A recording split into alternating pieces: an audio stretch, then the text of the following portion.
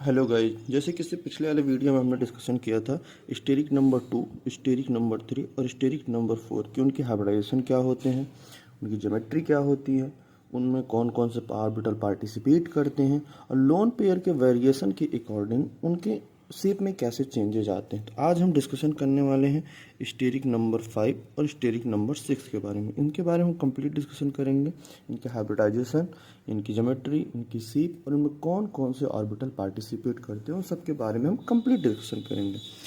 तो let's start. Steric number 5। जब भी किसी भी मॉलिक्यूल का स्टेरिक नंबर 5 होता है तो उसका जो हाइब्रिडाइजेशन होता है, पहले हम बेसिक हाइब्रिडाइजेशन देख लेते हैं। उनका जो हाइब्रिडाइजेशन होता है वो sp3d होता है, यानी कि स्टेरिक नंबर 5 में ही डी ऑर्बिटल का पार्टिसिपेशन होता है। अब हम देखते हैं कि इसमें इसका जो एक बेसिक ज्योमेट्री होती है वो क्या होती है। तो इसकी जो बेसिक ज्योमेट्री होती है, इसकी जो बेसिक ज्योमेट्री होती है वो होती है ट्राइगोनल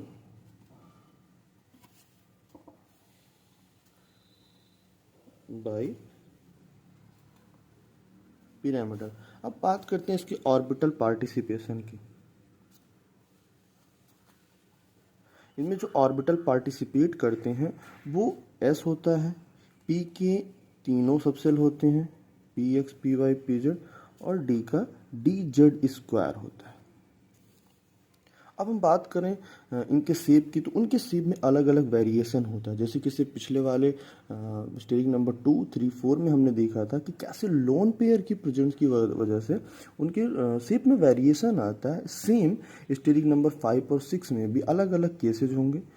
स्टेरिक नंबर 2, 3, 4 के वीडियो अगर आपने नहीं देखे हैं तो आप डिस्क्रिप्शन बॉक्स में लिंक है, वहाँ जाके आप देख सकते हैं। तो हम बात करते हैं स्टेरिक नंबर 5 के केस नंबर फर्स्ट की। जब ये जो 5 इसके बॉन्ड पेयर हों, वो सभी बॉन्ड पेयर हों, जितने भी बॉन्ड पेयर हों सभी बॉन्ड 5 बॉन्ड पेयर, यानी कि इसमें लोन पेयर एक भी ना हो, तो उस कंडीशन में इसका जो शेप होगा वो तो इसका बेसिक शेप ही होगा, ट्राइगोनल बाई पिरामिडल। अब जैसे अगर हम इसकी एग्जांपल की बात करें, एग्जांपल और स्ट्रक्चर हम दोनों देख लेते हैं। जैसे एक बेसिक एग्जांपल है PCl5। अब अगर हम PCl5 के ज्योमेट्री की बात करें, इसके शेप की बात करें, तो PCl5 में एक भी लोन पेयर नहीं, तो इसकी जो शेप होगी, वो ज्योमेट्री होगी, वो बिल्कुल सेम होगी। तो PCl5 का अगर हम स्ट्रक्चर देखें तो ये कुछ इस तरीके से बनता है और इसी को हम बोलते हैं ट्राइगोनल बाई पिरामिडल। ये देखिए, ये ट्राइगोनल शेप बना रहा है और ये ऊपर से पिरामिडल शेप बना रहा है और डाउन साइड से भी पिरामिडल शेप बना रहा है। इसको इसलिए ट्राइगोनल बाई पिरामिडल बोलते हैं और इसको शॉर्ट में हम TBP भी बोलते हैं। और इसके अगर हम अदर एग्जांपल्स की बात करें तो वो होते हैं SBF5, ASF5, XeO3F2, IO5 3- ETC। अब हम बात कर लेते हैं केस सेकंड की। उस कंडीशन में जब 5 बॉन्ड पेयर ना हो कि 4 बॉन्ड पेयर हो और +1 लोन पेयर हो। अब लोन पेयर जहाँ होगा वहाँ तो वो एक अलग स्पेस ऑक्युपाई करेगा और कुछ न कुछ रिपल्सन भी शेयर करेगा।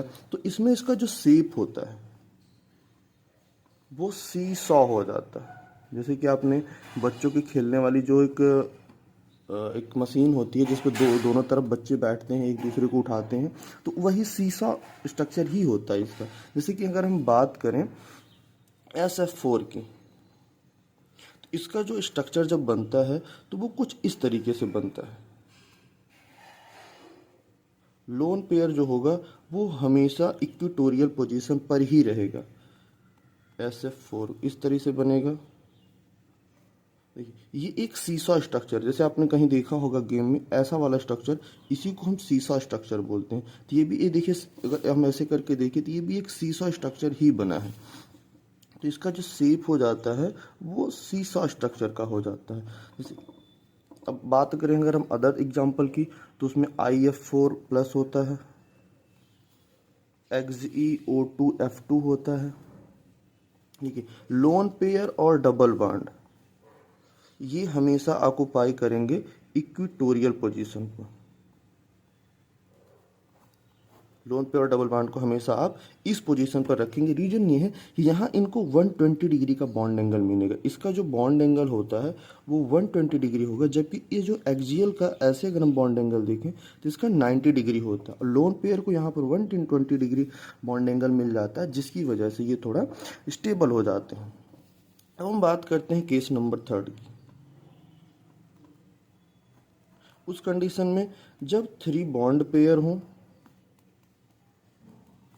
प्लस 2 लोन पेयर हो, यानी कि ऐसी स्पीसीज जिसमें 3 बॉन्ड पेयर हो और 2 लोन पेयर हो। जैसे कि हम बात करते हैं IF3 की। हमें पता है कि I के वैलेंस इलेक्ट्रॉन 7 होते हैं, 3 तो फ्लोरीन के साथ बॉन्डिंग में चले जाएंगे, तो 3 फ्लोरीन के साथ बॉन्डिंग में चलेंगे, 2 लोन पेयर बचेंगे। तो अगर हम इसका स्ट्रक्चर देखें तो इसका स्ट्रक्चर कुछ इस तरह से होता है। जैसे कि हमने बताया कि लोन पेयर जो है वो हमेशा कहाँ जाएगा, वो इक्विटोरियल पोजीशन पर ही जाएगा। क्यों? क्योंकि वहाँ पर उसको बॉन्ड एंगल ज़्यादा मिलेगा और वो स्टेबल ज़्यादा होगा। तो इसका जो शेप होगा वो टी शेप का होगा। आप देख रहे होंगे ऐसे बना है, यहाँ पर फ्लोरीन है, यहाँ पर फ्लोरीन है, यहाँ पर फ्लोरीन है, यहाँ पर आयोडीन है। तो ये किस शेप का हो जाएगा? टी शेप का हो जाएगा।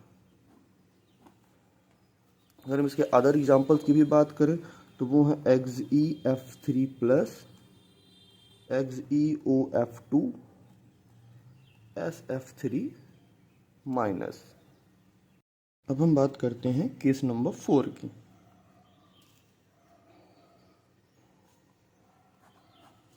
केस नंबर 4 में जब 2 बॉन्ड पेयर हो प्लस 3 लोन पेयर हो। जैसे कि अगर हम बात करें XeF2 की, तो हमें पता है जेनान के वैलेंस सेल में 8 इलेक्ट्रॉन होते हैं। 8 इलेक्ट्रॉन अगर उसमें से 2 इलेक्ट्रॉन फ्लोरीन से बॉन्डिंग में होंगे तो उसके जो बाकी के 6 इलेक्ट्रॉन बचेंगे वो लोन पेयर में चले जाएंगे, जिसके उसके पास 3 लोन पेयर होगा। तो अगर हम जेनान के स्ट्रक्चर की बात करें, जैसे कि हमने आपको पहले ही बताया कि जो लोन पेयर होते हैं वो कहाँ ऑक्युपाई करते हैं? इक्विटोरियल पोजीशन में। क्यों? क्योंकि वहाँ बॉन्ड एंगल ज़्यादा मिलता है। अब अगर हम शेप में लोन पेयर को काउंट नहीं करते तो उस हिसाब से अगर हम इसका शेप देखें तो ये कैसा शेप? Linear shape. यानी कि अगर 2 bond pair plus 3 lone pair हो तो लीनियर होता है शेप। अब इसको हम समराइज कर लेते हैं। 5 bond pair TBP, 4 bond pair plus 1 lone pair सीसा, 3 bond pair 2 lone pair T shape, 2 bond pair plus 3 lone pair linear. ये किसके केस में है? sp3d के केस में, यानी कि स्टेरिक नंबर 5 के केस में। अब देखिए इसी में जब एक और होता है कि स्टेरिक नंबर 5 में जब हाइब्रिडाइजेशन हमारा DsP3 हो जाता है। अब DsP3 कब होता है? जब हम ट्रांजिशन मेटल के हाइब्रिडाइजेशन की बात करते हैं तब वहाँ पर हमारा हो जाता है DsP3। तो उस कंडीशन में इसमें इसका जो ज्योमेट्री होगा वो स्क्वायर पिरामिडल हो जाए, जिसमें वो स्क्वायर, जैसे अगर हम बात करें NiCN5 3 माइनस का, तो इसका जो शेप होता है वो कुछ इस तरीके से होता है।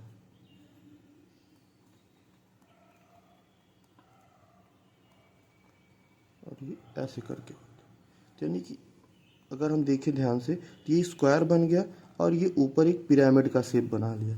इसका मतलब ये कैसा बन जाएगा? स्क्वायर पिरामिडल शेप का। और इसमें जो ऑर्बिटल पार्टिसिपेट करेंगे वो S, Px, Py, Pz plus DX square minus 5 square. ये 5 के जो ऑर्बिटल होंगे वो पार्टिसिपेट करेंगे। तो इसका जो ज्योमेट्री और शेप दोनों ही स्क्वायर पिरामिडल हो जाएगा। अब हम बात करते हैं स्टेरिक नंबर 6 की। स्टेरिक नंबर 6 की। स्टेरिक नंबर 6 का मतलब है जो हमारा हाइब्रिडाइजेशन होगा वो sp3d2। sp3d2 ना, इस नाम से ही आपको पता चल रहा होगा कि इसमें जो ऑर्बिटल पार्टिसिपेट करेंगे वो s का 1 होगा, p के तीनों होंगे और d के 2 होंगे।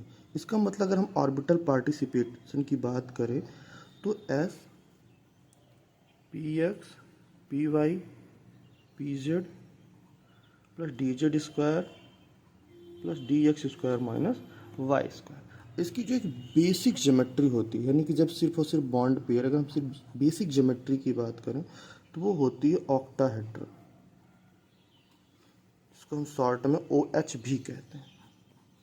अब इसमें बहुत सारे केसेज होंगे, जैसे कि सिर्फ जब बॉन्ड पेयर हो तो क्या होगा, bond pair plus lone pair हो तो उस कंडीशन में क्या होगा, यानी कि इसका जो शेप है, अभी तो हमने सिर्फ ज्योमेट्री बताई है, शेप वेरी करता रहता है। अब शेप कैसे वेरी करता है वो हम देखते हैं। तो हम सबसे पहले देखते हैं केस नंबर फर्स्ट। जब 6 बॉन्ड पेयर हो, यानी इसकी जो जितनी भी बॉन्डिंग हो वो सारी पेयर हो, यानी किसी न किसी एटम से बॉन्डेड हो, तो उस कंडीशन में इसका जो शेप होगा, जाहिर सी बात है कि अगर सभी बॉन्डिंग में होंगे तो इसका जो शेप होगा वो ज्योमेट्री के इक्वल होगा, यानी शेप और ज्योमेट्री सेम होंगे, यानी ऑक्टाहेड्रल होगा। अब हम इसकी एग्जांपल की वजह से हम SF6 ले लें तो S के वैलेंस शेल में 6 इलेक्ट्रॉन होते हैं और 6 के 6 कंप्लीटली फ्लोरीन के साथ बॉन्डेड होंगे, यानी कि वो कुछ इस तरीके से होंगे।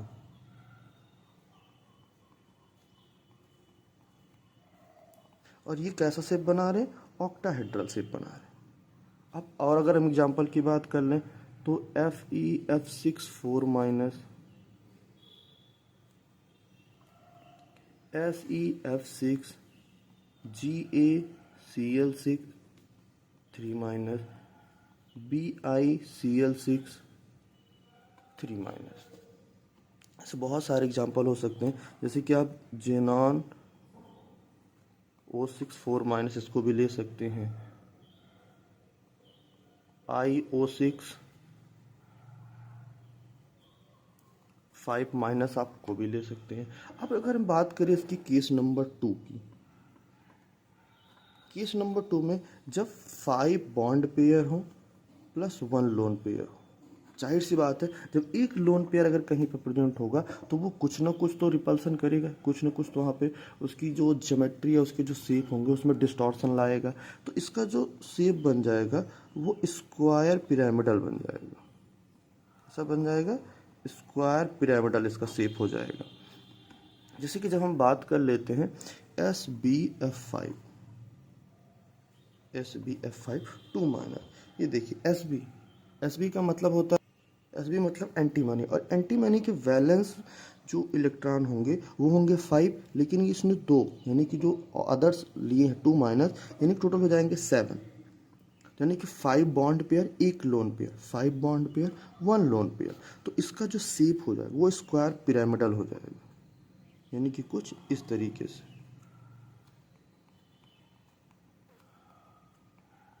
और ये लोन पेयर हो जाएगा। अगर ये लोन पेयर की जगह बॉन्ड पेयर होता तो ये ऑक्टाहेड्रल ज्योमेट्री बना लेता, लेकिन इस लोन पेयर की प्रेजेंस की वजह से ये स्क्वायर पिरामिडल हो जाता है। अब इसके अदर भी कुछ एग्जांपल, जैसे XgF5 minus TeCl5 minus BrF5 IF5 XgO4, तो ये सभी इसके केस नंबर 2 में आ जाते हैं। अब हम देखते हैं केस नंबर 3। जब 4 बॉन्ड पेयर हो और 2 लोन पेयर हो, तो उस कंडीशन में क्या होगा, तो उस कंडीशन में जो पिरामिडल शेप बना रहे थे अपर साइड और लोअर साइड दोनों साइड क्या हो जाएगा, लोन पेयर हो जाएगा। अब दोनों साइड लोन पेयर होने से ये जो शेप बनेगा वो स्क्वायर प्लेनर बन जाएगा। उसका जैसे कि अगर हम एग्जांपल लेके समझते हैं ज़्यादा अच्छे से समझ, XgF4 तो हमें पता है कि जेनान में के वैलेंस शेल में होते हैं 8 इलेक्ट्रॉन, 4 तो उसने बॉन्डिंग कर लिया और बचे 4 इलेक्ट्रॉन जो कि 2 लोन पेयर बनाएंगे, यानी 4 बॉन्ड पेयर 2 लोन पेयर। तो इसका जो कुछ शेप होगा वो कुछ इस तरीके से होगा।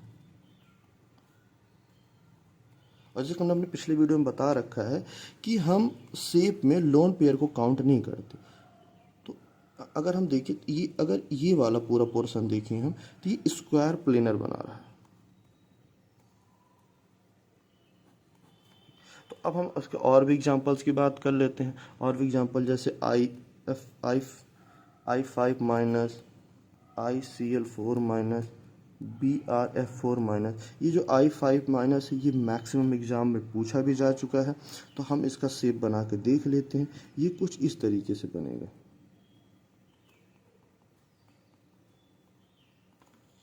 ये कुछ इस तरह से बनेगा। I में होते हैं I, इसके वैलेंस 7 होते हैं, 1 माइनस इसने एक ले लिया इलेक्ट्रॉन तो 8 हो जाएंगे।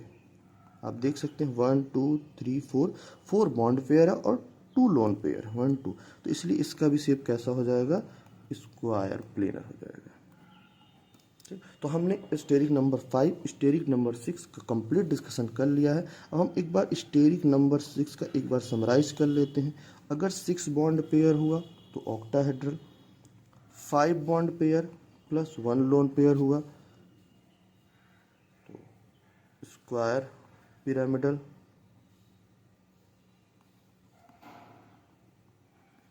और अगर 4 बॉन्ड पेयर और 2 लोन पेयर हुआ तो स्क्वायर प्लेनर। अब इसके बाद स्टेरिक नंबर 7 8 और 9 का डिस्कशन हम नेक्स्ट वीडियो में करेंगे। वीडियो कैसी लगी ज़रूर बताएं, चैनल को लाइक सब्सक्राइब जरूर करें। Thank you.